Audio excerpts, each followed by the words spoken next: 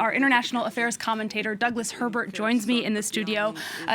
Hello, Doug. Now, you've been following those speeches. What did we just hear from Volodymyr Zelensky? Well, Zelensky has been repeating the line that he has, basically been trying to hammer home to every single leader and conference and summit that he's addressed multiple times over the last few months, is that Ukraine right in the here and now is in dire need of both aid in the form of humanitarian support, financial support, logistical support, and so on and so forth. And where do you even start is essentially what his plea has been.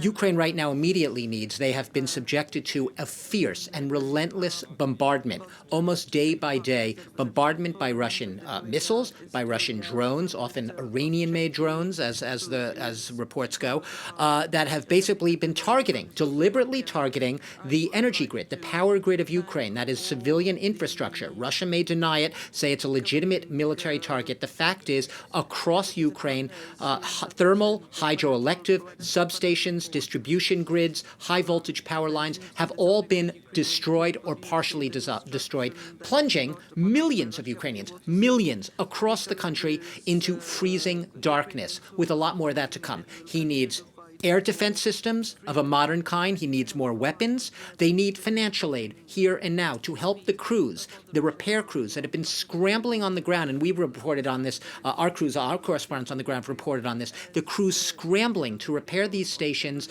not having enough components, not having enough time. No sooner are they repaired than they're knocked out again. And you have the same power outages, often, Allison, lasting up to 12 hours a day. This is the plea Volodymyr Zelensky is making right now for the international community to step up in the here and now to come to Ukraine's aid, not just in the beyond, in the post-war, which is obviously equally important, but right now this is a country, a war-shattered country, in distress that needs the help and needs it now. And Macron also spoke about this. Macron basically, echoing earlier what Zelensky was saying there's a need for the coordination, real-time coordination on getting that aid to the Ukrainian people in order to support their resistance. That's the word that was used by the French president, the resistance of the Ukrainian people through a very tough winter and beyond. And French President Emmanuel Macron is kind of an interesting host for this conference because he's been somewhat controversial on this topic in the past. Yes. Somewhat. I'll moderate those remarks. He has been controversial, full stop, Allison. And why? He recently said, and obviously he's been trying to backpedal, and his remarks today suggest that he believes these remarks are probably taken out of context and overblown, too much hyperbole by a breathless media that has wanted to make him sound like he's more on Russia's side than the Ukrainians. Fact of the matter is, he did say a little over a week back, in remarks on French television, in a French television interview while he was on a state visit to the U.S., that Russia, security guarantees for Russia, not Ukraine, for Russia need to be an essential point, an essential part of any eventual peace talks over the war in Ukraine. So basically what he's saying is it's a little bit of that both sidesism. Yes, I sympathize with the Ukrainians. I feel your pain. Obviously, you are a country that's been wronged. You've been violated. You have been invaded. You've been occupied. You're subject to horrific bombardment by the Russians.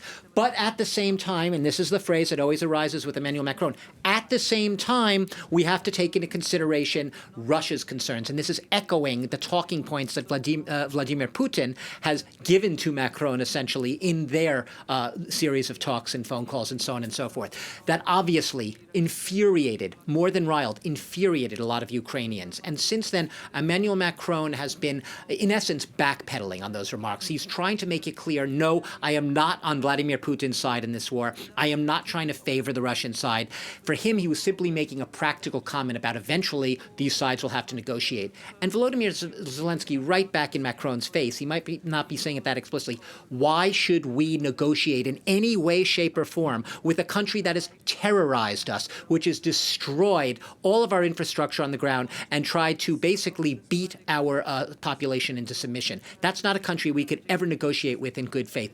And Emmanuel Macron sort of acknowledged that today. He reiterated that ultimately it is for the Ukrainian people and the Ukrainian people alone to decide the conditions and the circumstances under which they ultimately go to the negotiating table. So the implicit reference there being by Macron, the inference being as long as the territory is occupied, as long as Russia does not recognize the territorial integrity of Ukraine, Ukraine would be fully within its rights, not to go to the negotiating table with Vladimir Putin.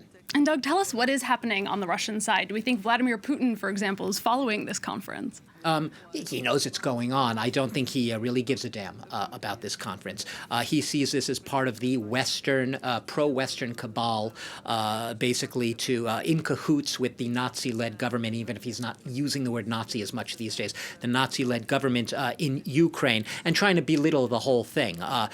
Vladimir Putin is more than ever self-righteous and convinced of the correctness of his own narrative, that Russia is the wrong country, is the wronged nation. Russia is the victim here. We heard his remarks when he was, holding a champagne flute at a reception about a week back, where he was basically joking about. He seemed almost like in a glib way. Ukraine started this. Russia has nothing to do with this. This is our special military operation. Everything's going to plan. Right now, Russian troops are hunkering down, digging in their trenches in their front lines over a very brutally efficient new general, Suvorikhin, who was appointed in October. And they have absolutely zero intention of backing down. For Vladimir Putin, maybe the war will go into pause for the winter before an even bigger offensive comes spring. All right, Doug, thank you, as always, for your analysis. That's France 24's international affairs commentator, Douglas Herbert, telling us his insight into that conference currently underway here in Paris over giving aid to Ukraine.